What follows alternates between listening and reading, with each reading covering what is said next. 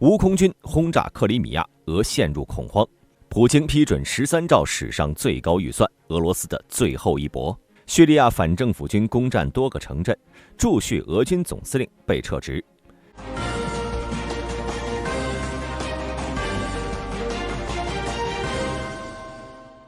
2024年11月27号，乌克兰军队对俄罗斯占领的克里米亚半岛发起了震撼性的空袭，至少发射了40多枚远程打击武器，成功打击了多个俄军目标。这一行动迅速引发了俄罗斯媒体的恐慌。有报道称，俄军的防空系统在袭击中遭受了极大挑战，导致大量导弹和无人机突破防线。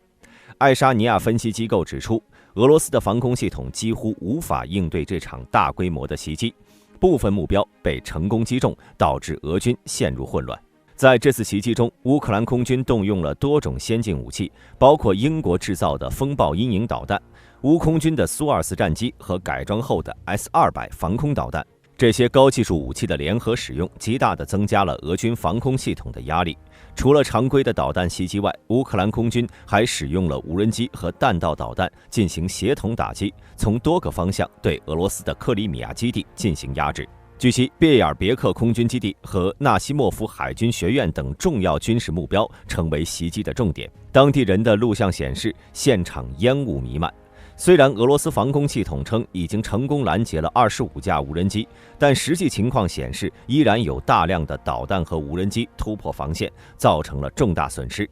这场袭击不仅造成俄军物资和装备的损坏，还可能进一步破坏俄罗斯在克里米亚的战略防线。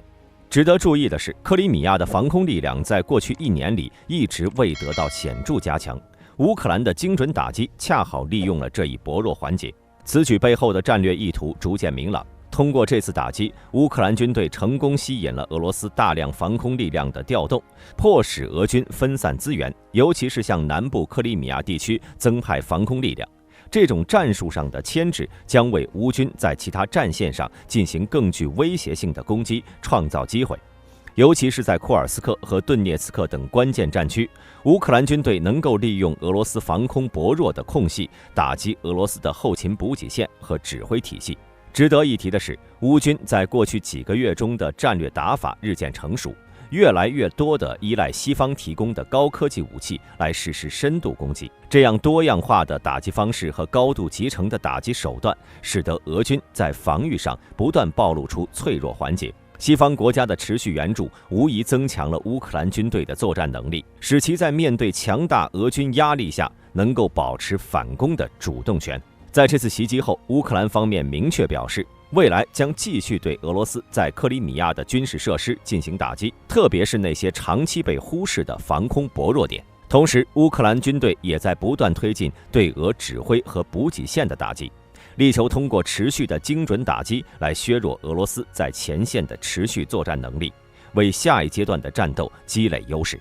乌克兰军队的这一举动不仅是对俄罗斯防线的一次精准打击，更是对俄罗斯整体战争策略的一次重大挑战。随着战争的深入，乌克兰不断创新战术，利用现代化武器系统，使得俄罗斯在多个战线的防御压力不断加大。当前的克里米亚局势也可能成为乌克兰未来进一步扩大胜利的突破口，为战争局势的发展带来更多变化。2025年俄罗斯联邦预算案近日正式通过，国防支出占预算总额的 32.5%， 约为 13.5万亿卢布，较2024年增加 4.2个百分点。这一预算案已经获得了俄罗斯联邦委员会和国家杜马的批准，表明俄罗斯加大军事投入的决心，以持续在俄乌战争中争取胜利。从2022年2月入侵乌克兰以来，战争对俄罗斯国内经济和社会带来了深刻影响。西方国家对俄实施的经济制裁，限制了其获取关键技术和高端装备的能力，导致经济增长放缓。俄罗斯面临严重的通货膨胀、物价上涨和生活成本增加，民众的经济压力加大。与此同时，战争也导致了大量的劳动力流失，许多年轻人选择逃离俄罗斯，部分行业的劳动力短缺问题日益严重。由于国防开支增加，政府不得不在一定程度上削减或者延迟其他公共服务和社会福利的投入，影响了普通民众的生活质量。尽管如此，俄罗斯对军事的持续投入，并不意味着其战斗力能够立刻得到显著提升。国际战略研究所分析指出，尽管俄罗斯加大国防支出，但这并不一定能够带来俄罗斯军事能力的线性增长。大部分资金用于支付军人、退伍军人以及家属的福利，而非直接用于提升军事装备或者提高作战能力。俄军在兵力和装备上依旧具备优势，但在作战过程中面临装备老旧、指挥体系效率低下、后勤保障不足等问题。这些因素对俄军的战力提升形成了制约。尽管俄罗斯加大军事投入，战场局势并未显著发生改变。乌克兰军队通过西方国家的大量军事援助，得到了先进武器和战术支持，这使得俄军在战场上未必能够轻松取得优势。俄罗斯的军事开支虽然能够提供更多资金支持，但这些投入主要是用于维持现有的作战能力，而非现实的战略突破。在战事持续的背景下，俄罗斯的军事能力受到多方因素影响，单纯增加资金并不足以立刻改变战局。随着战争的持续，俄罗斯的国防开支可能进一步增加，但长期来看，过度的军事投入可能会加剧国内经济和社会压力，从而影响其在乌克兰战争中的可持续作战能力。虽然俄罗斯力图通过加大军事支出来提高战力，但要在现有条件下实现战争的突破，仍面临许多困难。当前战争的消耗性特点使得俄军的战力提升面临着内外多重挑战，而俄罗斯国内的经济和社会压力也可能影响其持续作战的能力。近日，叙利亚反政府武装发动了一次意外攻势，对阿萨德政权的控制区进行了猛烈攻击，取得了惊人的进展。这次攻势自本周初启动以来，局势急剧变化，叛军已经进入叙利亚第二大城市阿勒颇，标志着叙利亚内战局势的进一步恶化。11月29号，叛军和叙利亚政府军在阿勒颇郊区激烈交火。视频和社交媒体报道显示，叛军已成功突破防线，进入阿勒颇市区。居民和目击者称，市区边缘响起了导弹爆炸声，战斗愈加激烈。据叙利亚人权观察组织报告，迄今为止已有242人在这场冲突中丧生，其中大部分是战斗人员，但也有平民在冲突中丧命。叛军这次进攻的先锋是解救政府领导人穆罕默德·巴希尔所率领的解放沙姆阵线。他在新闻发布会上表示，这次行动的目的是击退敌军的火力源，并将战线推至阿萨德政权的防线。与此同时，反政府武装还成功切断了阿勒颇与大马士革之间的 M5 高速公路，使得叙利亚政府军的后勤补给受到严重影响。据报道，叛军不仅夺取了多个小镇，还缴获了大量叙利亚政府军的武器装备，包括坦克和军事物资。一些视频显示，俄罗斯制造的军事装备也已落入叛军之手。此外，政府军通过空袭和炮击对叛军阵地展开猛烈反击，试图阻止他们的进攻。目前战斗仍在持续，叙利亚政府军正在努力挽回失地。联合国人道事务协调办公室表示，叙政府军对伊德利卜和西阿勒颇地区进行了至少125次空袭，造成了多起伤亡，1.4万人因冲突被迫流离失所。这次叛军攻势的背后呢，有着复杂的背景。叙利亚内战从2011年爆发以来，阿萨德政权依靠着俄罗斯和伊朗的支持，逐渐恢复了对大部分领土的控制。然而，西北部的伊德利卜和阿勒颇地区仍是叛军的重镇。这次反攻正是叛军利用阿萨德政权在该地区的防线薄弱时发起的。在国际层面，叙利亚冲突的日益复杂性，以色列近期对叙境内的伊朗代理人展开了多次空袭，进一步削弱了伊朗对叙政府军的支持。而俄罗斯虽然仍在提供空中支援，但其在乌克兰战场的压力使得其对叙利亚的军事干预能力有所下降。目前叛军是否能够维持对阿勒颇的控制仍未可知。阿萨德政权的军事反应将成为未来几天局势发展的关键，尤其是在没有来自俄罗斯和伊朗的迅速支持的情况下，叙政府军能否有效地应对叛军的攻势尚未可知。根据俄罗斯电报频道在11月30号和12月1号声称，俄国防部已将基塞尔中将从驻叙俄军指挥官的位置上撤换，并由查伊科大将接任。此外，乌克兰军方情报部门也在12月1号确认，查伊科接替了基塞尔，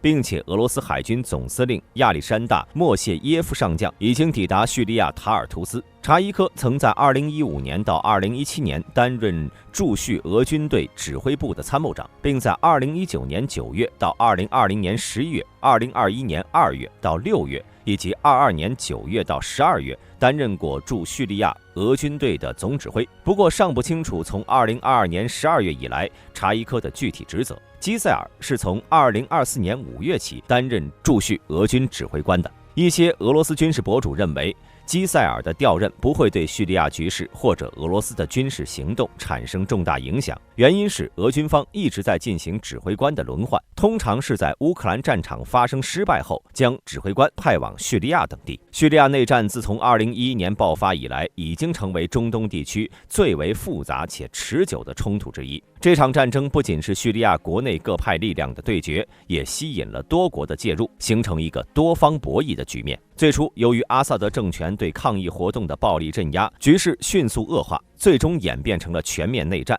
反对派要求结束阿萨德的独裁统治，并推动民主改革。然而，随着时间推移，战争的性质发生了变化，更多的外国势力介入，使得这场冲突变得更加复杂。俄罗斯、伊朗、土耳其、以色列和美国等国的参与，直接影响了战局的发展和未来走向。叙利亚内战起因呢，可以追溯到2011年3月，当时叙利亚多个城市爆发了大规模示威，民众要求阿萨德政权进行改革，反对腐败、压迫和对基本自由的限制。随着政府的强硬镇压，抗议活动逐渐升级，最终演变成一场全面的武装冲突。叙利亚的反政府武装力量从最初的示威者和意见分子，发展到包括大量武装组织的广泛反抗力量。与此同时，阿萨德政府依赖军队和亲政府的民兵，同时得到俄罗斯、伊朗和黎巴嫩真主党等外部支持，形成了持续对抗的局面。在叙利亚内战的多方博弈中，俄罗斯扮演了至关重要的角色。从2015年起，俄罗斯直接介入叙利亚，支持阿萨德政权，并且提供了包括空袭、武器援助以及战术支持等多方面的帮助。俄罗斯的干预让阿萨德政权在内战中重新占据了优势地位。俄罗斯不仅通过军事干预帮助阿萨德收复失地，还通过政治手段积极推进叙利亚问题的解决，确保叙利亚继续维持其在地中海的战略地位。俄罗斯的军事存在，尤其是赫梅米姆空军基地和塔尔图斯港，对其在中东的影响力至关重要。与此同时，伊朗也在对阿萨德政权进行了强力支持，尤其是在军事和经济方面。伊朗通过派遣革命卫队、民兵组织以及黎巴嫩真主党等力量，直接参与到叙利亚的战斗中。伊朗的支持不仅帮助阿萨德政权稳定了局面，还通过在叙利亚的驻军和军事设施，加强了其在中东地区的战略布局。伊朗的目标是确保阿萨德政权的续存，进一步扩大其在中东地区的影响力，特别是通过叙利亚建立连接伊朗与黎巴嫩的什叶派走廊，加强对整个地区的控制。与此相对的是美国的立场。最初，美国支持叙利亚的反政府力量，特别是那些寻求推翻阿萨德政权的温和武装组织。美国不仅通过向反对派提供武器资金，还试图通过外交手段迫使阿萨德下台。然而，美国的政策在特朗普政府时期发生了一定变化，尤其是在特朗普宣布从叙利亚撤军之后，美国的军事介入明显减少。尽管如此，美国仍然通过空袭打击当地极端组织，并且在一些地区继续支持库尔德武装。美国的主要目标依旧是推翻阿萨德政权，限制伊朗和俄罗斯在叙利亚的影响力，并打击极端主义。以色列对叙利亚内战则持更加谨慎的态度，但其对局势的变化非常敏感。以色列主要关注的是伊朗在叙利亚的军事存在，特别是伊朗支持的武装力量和黎巴嫩真主党在叙的活动。以色列多次在对叙利亚境内的伊朗目标进行空袭，旨在防止伊朗在叙利亚建立军事基地，尤其是针对能够威胁以色列的攻击性武器。以色列的战略目标呢，是维护北部的边境安全，防止叙利亚的冲突蔓延至以色列本土，并削弱伊朗及其代理人对以色列的威胁。土耳其在叙利亚内战中的角色较为复杂，一方面，土耳其支持叙利亚的反政府武装，尤其是与其有共同利益的武装组织；另一方面，土耳其则与库尔德武装发生冲突。土耳其视库尔德工人党及其在叙利亚的分支为主要敌人，认为这些势力威胁到了土耳其的国家安全。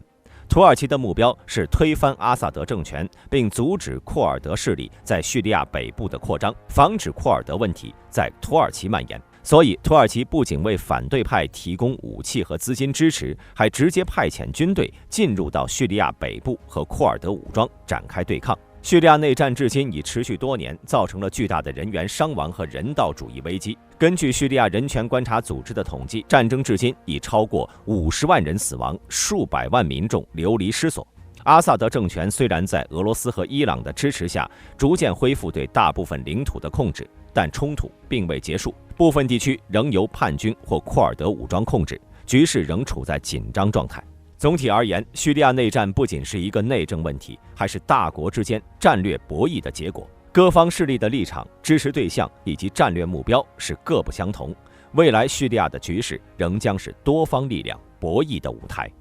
本期视频到此结束，欢迎各位在评论区留言讨论。我是大兵，我们下期再见。